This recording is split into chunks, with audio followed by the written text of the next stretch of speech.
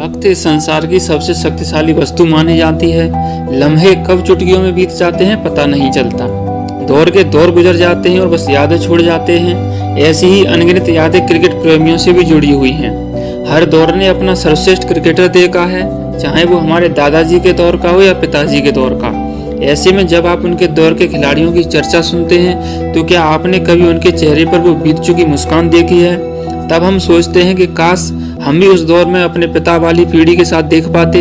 खैर ये तो नामुमकिन है, लेकिन हम उनकी और अपनी पीढ़ी के सर्वश्रेष्ठ क्रिकेटरों की एक साथ चर्चा करें तो वो ख्वाब कुछ हद तक मुकम्मल हो सकता है।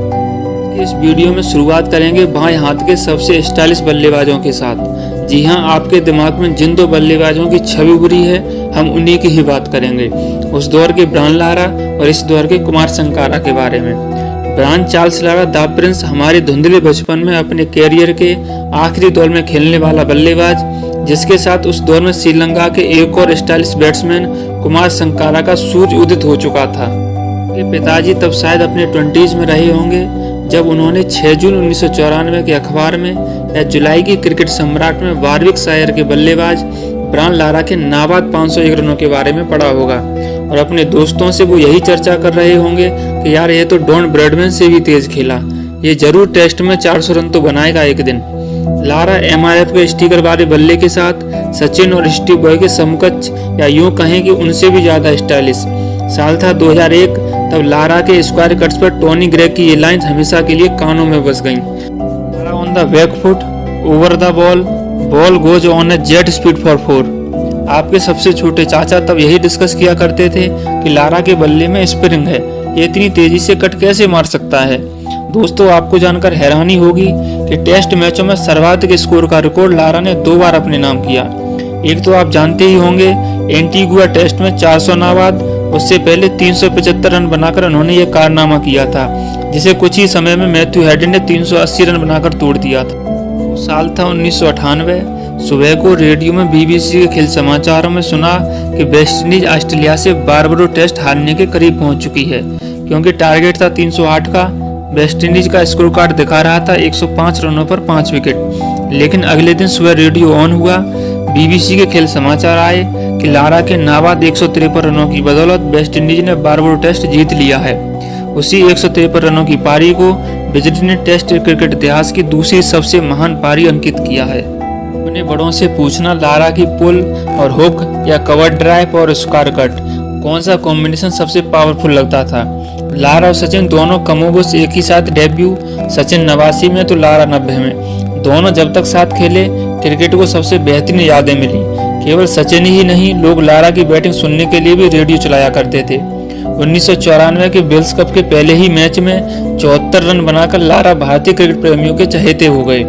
तब से तो बस टेस्ट के हर दिन के अंत में एक ही सवाल छाया रहता था कि लारा आउट या अभी भी खेल रहा है। लारा की बल्लेबाजी के जो किस्से हम सुनते हैं वो हमसे पूर्व की पीढ़ी ने लाइव देखे हैं और सुने हैं। कैसे बिना ग्रिल के हेलमेट पहन के आने वाला बल्लेबाज इतनी हाई बैकलिफ्ट से जब शॉट मारता है तो बॉल के बल्ले पर लगने की वाली आवाज बता देती है कि बॉल किस गति से बाउंड्री की तरफ जा रही है। 2007 के विश्व कप में लारा की रिटायरमेंट थी। हम तो छोटे थे, लेकिन अभी भी याद आता है कि जब लारा ने अंतिम पारी के बाद पूछा था, क्या मैंने आपको एंटरटेन किया? मेरे पिता की आंखें नम हो गईं। उन्होंने आंखें कुछ देर बंद की और दिल पर हाथ रखकर कहा, थैंक यू प्रिंस। आपने हमारे युवा दौर को अपने खेल से हमेशा यादगार बनाए रखा। आज जाकर समझ आता है कि वो क्या दौर रहा होगा जिस दौर के खिलाड़ी के रिटायरमेंट होने पर लोग इतने भावुक हो गए थे। हमारे चैनल की ओर से भी थैंक यू प्रिंस। लारा के बाद क्रिकेट को जो बाएं हाथ का स्टाइलिश बल्लेबाज मिला वो आने वाले श्रीलंका के क्रिकेट का सबसे सफल टेस्ट विकेट कीपर बल्लेबाज बना। नाम है कुमार संगकारा। रोमेश कलुबत्रना के रिटायरमेंट के बाद विकेट के पीछे श्रीलंका का 15 साल तक नेतृत्व किया। बाएं घुटने पर बैठकर कवर ड्राइव लगाती हुई संगकारा की फोटो लगभग हर मैगजीन में दिख जाया करती थी। डीप कवर वाला कैमरा एंगल से सांगा की कवर ड्राइव उतनी ही बेहतरीन लगती थी जितनी की स्ट्रेट कैमरे से सचिन की स्ट्रेट ड्राइव। भले ही संगकारा के नाम आज ढेरों सारे रिकॉर्ड दर्ज हों, पर वो 2011 विश्व कप फाइनल में हारने के बावजूद उनकी वो मुस्कान याद है ना, जब श्रीलंकाई बल्लेबाजी कर रही थी और युवी ने जैसे ही सांगा को आउट किया तब आप भी और हम भी खुश होते हुए बोले होंगे, चलो ये जल्दी आउट हो गया, बच गए, क्योंकि जयवर्धन ने दूसरे छोर से अच्छा खेल रहे थे। कमेंट्री में सुशील दोषी की कमेंट्री तो याद ही होगी, जब सांगा के कवर ड्राइव पर उनके ये अल्फाज मौजवानी याद हो जाया करते थे।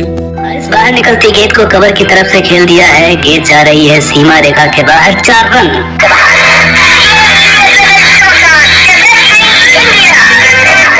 हमारे बचपन के दौर के सांगा के किस्सों में से एक किस्सा 2009 के राजकोट वनडे मैच का भी है। हम लोग तब स्कूल से वापस आ रहे थे जब एक दुकान में लगी टीवी में देखा कि 415 रनों का पीछा करने उतरी श्रीलंका के लिए दिलशान के साथ संकारा भारतीय गेंदबाजों पर ऐसे टूट पड़े जैसे किसी दौर में लारा और डेसमंड हैंस ने किया था।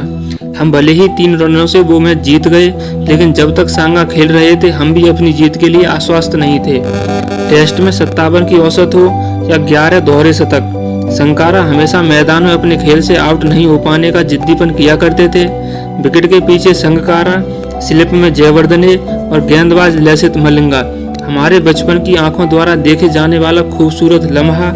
11 नंबर की जर्सी वाला वह स्टाइलिश बल्लेबाज भारत के खिलाफ ना जाने क्यों अपनी खोई हुई फॉर्म वापस हासिल कर लेता था। दिलशान, जयसूर्या, महिला जयवर्धने और सांगा, हम सोचा करते थे कि ये चारों कब आउट होंगे, खासकर संकारा जिनकी भारत के खिलाफ टेस्ट एवरेज 57 की है। जब भी भारत के खिलाफ खेले हमेशा शानदार खेले। उनकी शानदार ऑफ ड्राइव्स और पुल शॉट्स मन मोह लिया करते थे। कभी ओपनर कभी फिनिशर के तौर पर सांगा ने हमें कई यादगार लम्हे दिए। जैसा हम लारा के बारे में सुना करते थे, कुछ वैसा ही हमें संकारा की बल्लेबाजी में भी देखने को मिलता था। अपना आखिरी मैच भारत के खिलाफ खेलने वाले सांगा हमेशा हमारे लिए हमारे बचपन के सबसे स्टाइलिश बल्लेबाज रहेंगे। 28,000 से ज़्यादा रन और 3,015 चौके और हर एक शॉट को स्टाइलिश बनाने की अद्भुत कला में माहिर इस महान बल्लेबाज को हमारे चैनल की ओर से थैंक यू सागा। इसी के साथ स्टाइलिश बल्लेबाजों की कहानी यहीं पर समाप्त होती है। मिलते हैं अगली वीडियो में एक नई कहानी के साथ, तब तक के लिए नमस्कार।